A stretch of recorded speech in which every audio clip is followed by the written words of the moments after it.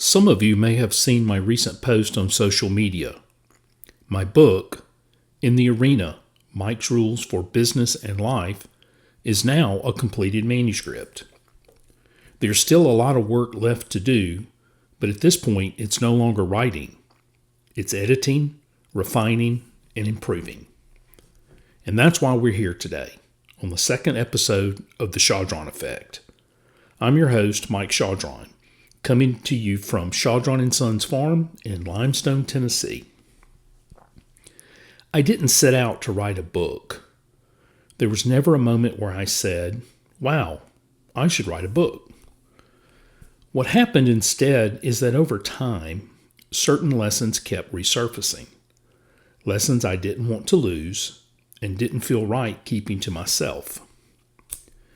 In the first episode, I talked about what the Chaudron Effect is. The idea that over time, small decisions compound. In leadership, in work, in life. This episode is about why the book grew out of that idea. This isn't an announcement. It's not a pitch. It's simply some context about timing, perspective, and what writing forced me to confront. So why now? For most of my career, I was too close to the outcomes to stop long enough to write about them. When you're in the arena, right in the middle of building teams, making decisions, carrying responsibility for revenue, customers, and people's careers, you're focused on execution, not reflection. With time, distance, and experience, perspective changes. Success looks different. Failure feels heavier. And patterns begin to emerge that you couldn't see while you were living them. If I had written this book earlier, it would have been louder, but not wiser. And certainly not as important. Waiting wasn't procrastination. It was preparation. Writing is a funny thing. It doesn't let you hide behind titles or outcomes. You can't edit away responsibility or the truth. You can't soften decisions once they're on the page. The hardest parts to write weren't the successes. They were the mistakes, the failures, the moments I got it wrong, the decisions that affected other people's lives, not just my own.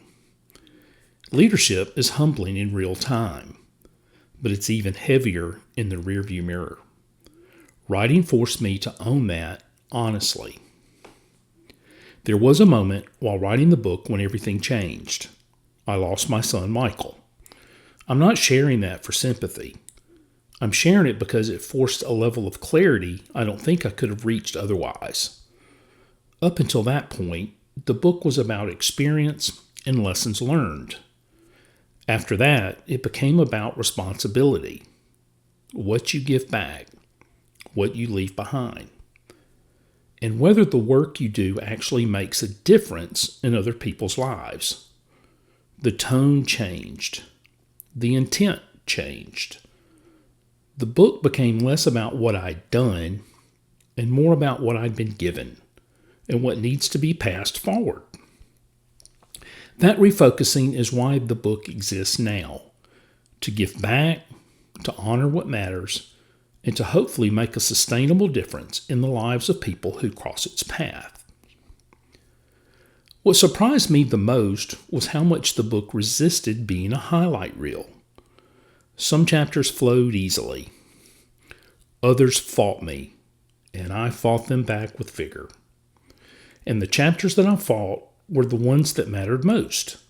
Those chapters brought tears as I wrote and relived them, and that pain made them even more important. Writing clarified things I hadn't fully articulated before. What truly mattered, what didn't, and what I wish I had understood sooner. Faith is the foundation in that clarity and is the foundation for everything, as well as time, as well as loss. The book became less about achievement and more about stewardship. What this book is and isn't. It's probably just as important to say what this book is not. It is not a leadership manual. It is not a list of rules. And it's definitely not a promise of shortcuts. What it is real-world experience, not theory. Reflection, not instruction. Perspective, not prescription. It's meant to sit alongside someone's journey, not to direct it. At its core, the book is an act of gratitude for mentors who took time when they didn't have to, for colleagues who trusted me, for people who were patient while I was still learning. I've been given a lot. Lessons learned the hard way and lessons given freely. Writing the book is a responsibility to pass some of that forward, not as a legacy project, but as stewardship, to give back. In closing, the book is one expression of the Chaudron Effect. This podcast is another. Both exist for the same reason, to talk honestly about how things actually work and how small decisions compound over time. We'll keep taking this one conversation at a time.